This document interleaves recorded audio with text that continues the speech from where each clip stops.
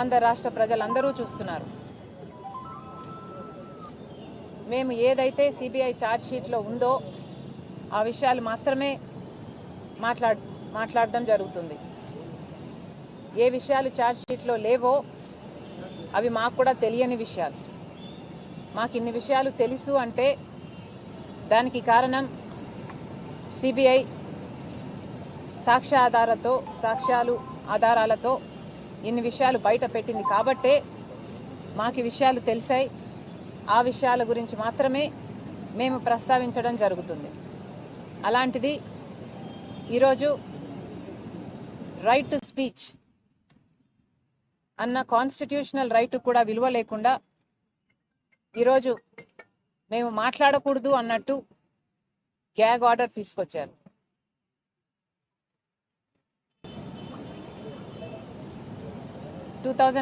లో వివేకానంద రెడ్డి గారు చనిపోయినప్పుడు అప్పుడు చంద్రబాబు గారు ఈ హత్య చేయించారు అని ఏమన్నారు? నారాసుర రక్త చరిత్ర అని మాట్లాడిన వాళ్ళు, సాక్షిలో పెద్ద పెద్ద బ్యానర్లు, సాక్షి ఛానల్లో మారుమ్రోగించిన వాళ్ళు, అప్పుడు ఎలక్షన్లప్పుడు వాళ్ళు మాట్లాడొచ్చు, దాంట్లో తప్పులేదు. ఇప్పుడు 5 సంవత్సరాలైనా న్యాయం జరగకపోతే మేము గొంతెత్తితే అది కూడా ఏదైతే సాక్ష్యాలు ఆధారాలతో సిబిఐ చెప్తుంటే ఆ విషయాలు మేము మాట్లాడుతుంటే మేము మాట్లాడడానికి వీల్లేదు అంటున్నారు. ఇది న్యాయం అవునో కాదో రాష్ట్ర ప్రజలందరూ గమనిస్తున్నారు. జగన్మోహన్ రెడ్డి గారికి ఒక చిన్న రాయి తగిలితే దానికి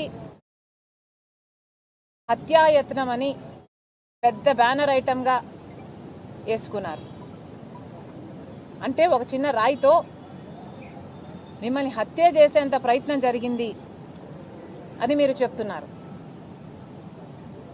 మరి చిన్న రాయితో కొడితేనే మీకు హత్యాయత్నంలా ఉంటే రాజశేఖర రెడ్డి గారి తమ్ముణ్ణి, వివేకానంద రెడ్డి గారిని, ప్రజానాయకుణ్ణి 7 సార్లు తల మీద గొడ్డలితో నరికి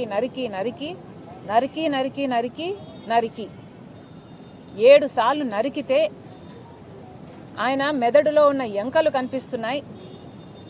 ఆయన మెదడు బయటకు వచ్చింది, తల మీద ఉన్న ఎంకలు కనిపిస్తున్నాయి, మెదడు బయటకు వచ్చింది. కానీ అది మాత్రం సాక్షికి హార్ట్ అటాక్ లాగా ఎందుకు కనిపించిందో జగన్మోహన్ రెడ్డి గారు సమాధానం చెప్పాలి. చనిపోయినప్పుడు, వివేకానంద రెడ్డి గారు చనిపోయినప్పుడు సిబిఐ కోరిన జగన్మోహన్ రెడ్డి గారు, సిబిఐ ఎంక్వైరీ కోరిన జగన్మోహన్ రెడ్డి గారు అధికారంలోకి వచ్చిన తర్వాత సిబిఐ ఎంక్వైరీని ఎందుకు వద్దన్నారో జగన్మోహన్ రెడ్డి గారు ప్రజలకు సమాధానం చెప్పాలి. సిబిఐ దోషులు అని చేర్చిన అవినాష్ రెడ్డి గారిని ఎందుకు కాపాడుకుంటూ వస్తున్నారో, తన అధికారాన్ని కూడా దుర్వినియోగం చేస్తూ కర్నూలులో సిబిఐ అక్యూజ్డ్ని అరెస్ట్ చేయడానికి వస్తే తన పోలీసులనే, ప్రభుత్వ పోలీసులనే, రాష్ట్ర పోలీసులనే కంచెగా వేసి జగన్మోహన్ రెడ్డి గారు అధికార దుర్వినియోగం చేసి ఎందుకు కాపాడారో ఒక అక్యూజ్డ్ని రాష్ట్ర ప్రజలకు జగన్మోహన్ రెడ్డి గారు సమాధానం చెప్పాలి.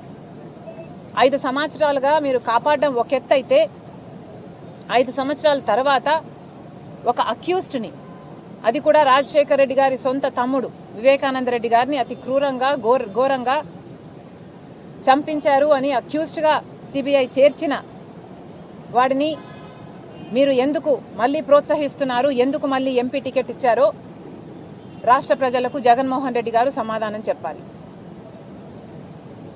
అన్నిటికంటే ముఖ్యంగా జగన్మోహన్ రెడ్డి గారు సమాధానం చెప్పాలి. 5 సంవత్సరాల క్రితం వివేకానంద రెడ్డి గారిని ఘోరంగా నరికి చంపడం జరిగింది.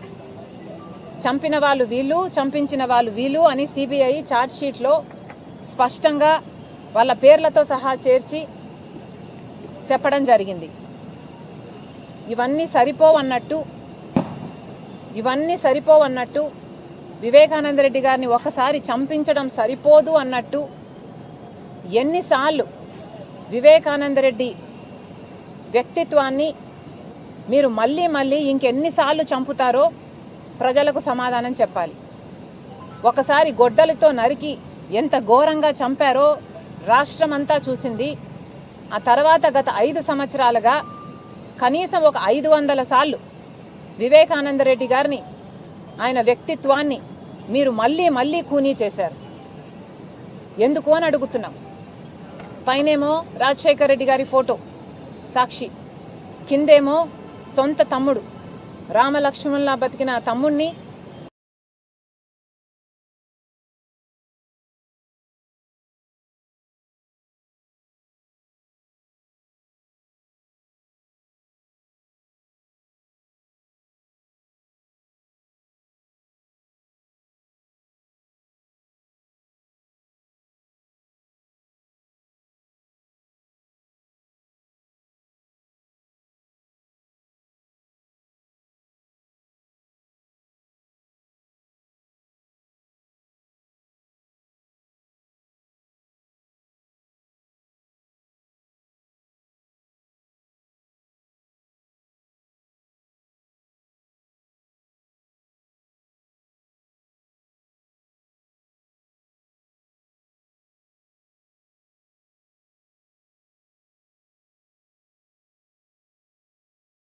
మీకోసం 3000 కిలోమీటర్లు పాదయాత్ర చేసిన దాన్ని, మీ ఎలక్షన్ల కోసం బాయ్ బాయ్ బాబు అని క్యాంపెయిన్ నడిపి మీ గెలుపు కోసం నేను పని చేసిన దాన్ని ఒక్కరోజు మీ దగ్గర నుంచి ఒక్క పదివి అడగలేదు, ఒక్క రూపాయి పని అడగలేదు.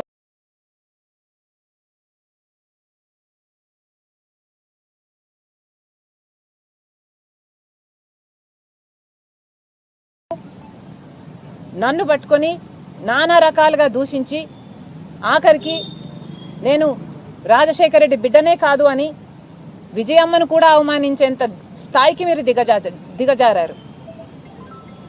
అసలు మీ ఛాతిలో ఉన్నది గుండెనా బండనా? రాష్ట్ర ప్రజలకు సమాధానం చెప్పాలి. మీకు మనసు, మానవత్వం వీటి గురించి ఏమైనా తెలుసా? ఇవి ఉన్నాయని కూడా మీకు తెలుసా లేదా? జగన్మోహన్ రెడ్డి గారు సమాధానం చెప్పాలి. మేమైతే న్యాయం కోసం నిలబడ్డాం, ధర్మం కోసం కొట్లాడుతున్నాం. వివేకానంద రెడ్డి గారి ఆత్మ శాంతించాలని, న్యాయం జరగాలని ఈరోజు రాజశేఖర్ రెడ్డి బిడ్డ పోటీ చేస్తుంది. మరొకసారి చెప్తున్నాం, హత్యా రాజకీయాలను ప్రోత్సహించకండి. హత్యా రాజకీయాలు అంతం కావాలి.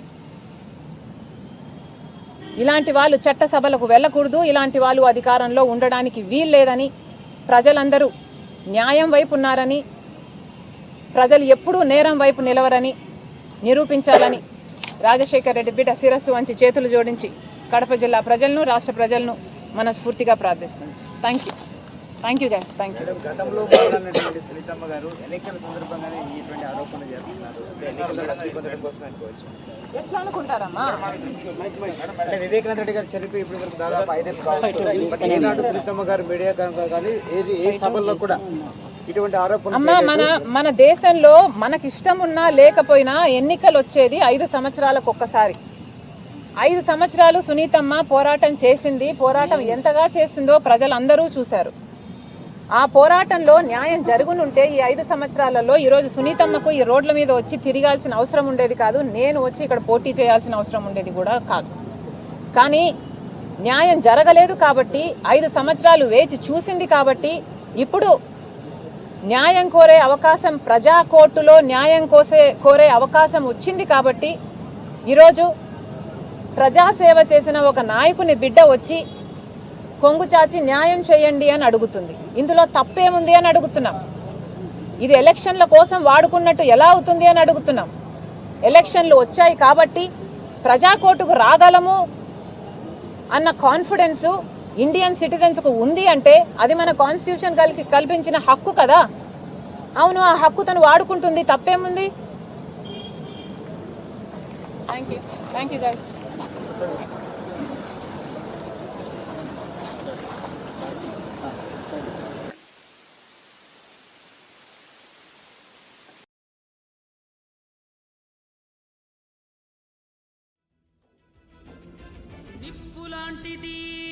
నిజం, నీకున్న సంకల్పమది నిజం.